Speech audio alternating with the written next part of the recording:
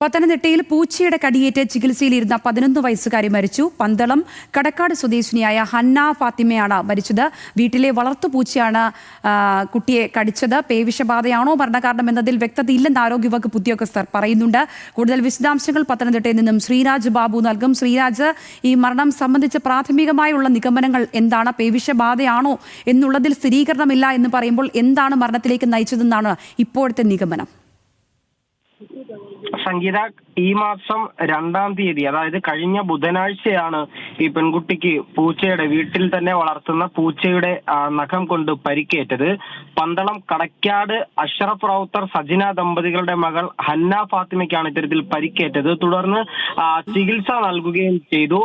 അതുപോലെ തന്നെ കഴിഞ്ഞ തിങ്കളാഴ്ച 2-ാം ഡോസ് പേവിഷ പ്രതിരോധ വാക്സിൻ എടുക്കുകയും ചെയ്തു. ഇതിനു പിന്നാലെ ഈ പെൺകുട്ടിക്ക് ശാരീരിക അവശതകൾ അനുഭവപ്പെട്ടതിനെ തുടർന്ന് കോട്ടയം മെഡിക്കൽ കോളേജ് ആശുപത്രിയിൽ പ്രവേശിപ്പിക്കുകയും ആരോഗ്യനില ഗുരുതരമായി അല്ലെങ്കിൽ വളരെ മോശമാകുന്ന ഒരു സാഹചര്യവും ഉണ്ടായി. തുടർന്ന് ഇന്ന് കോട്ടയം മെഡിക്കൽ കോളേജിൽ വെച്ചായിരുന്നു ഈ പെൺകുട്ടിയുടെ മരണം സംഭവിച്ചത്. പെൺകുട്ടിയെ പൂച്ചയുടെ നഖം കൊണ്ട് പരിക്കേറ്റിരുന്നുവെങ്കിലും പേവിഷബാധയ്ക്കുള്ള ആദ്യഘട്ട വാക്സിൻ എടുക്കുകയും 2-ാം ഘട്ട വാക്സിൻ എടുത്ത ഘട്ടത്തിൽ ശാരീരിക അസ്വസ്ഥതകൾ അനുഭവപ്പെടുകയും ചെയ്തിരുന്നു. എന്നാൽ ആരോഗ്യവകുപ്പ് ഉദ്യോഗസ്ഥർ പറയുന്നത് പേവിഷബാധ മൂലമുള്ള മരണമാണ് എന്ന് പറയാൻ കഴിയില്ല. കാരണം ഈ പെൺകുട്ടിക്ക് മറ്റെന്തെങ്കിലും അസുഖം ഉണ്ടായിരുന്നെങ്കിൽ തന്നെ അത് വാക്സിൻ എടുക്കുന്നതോടൊപ്പം മൂർച്ഛിക്കുന്ന സാഹചര്യം ഉണ്ടാകാനുള്ള സാധ്യതയുമുണ്ട്.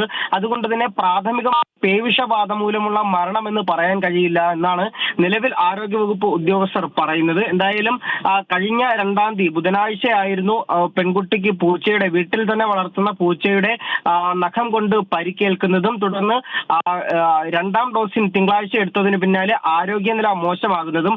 അങ്ങനെയാണ് കോട്ടയം മെഡിക്കൽ കോളേജ് ആശുപത്രിയിൽ പ്രവേശിപ്പിക്കുന്നതും അവിടെ വെച്ച് ഇന്ന് മരണം സംഭവിക്കുന്നതും. സംഗീത.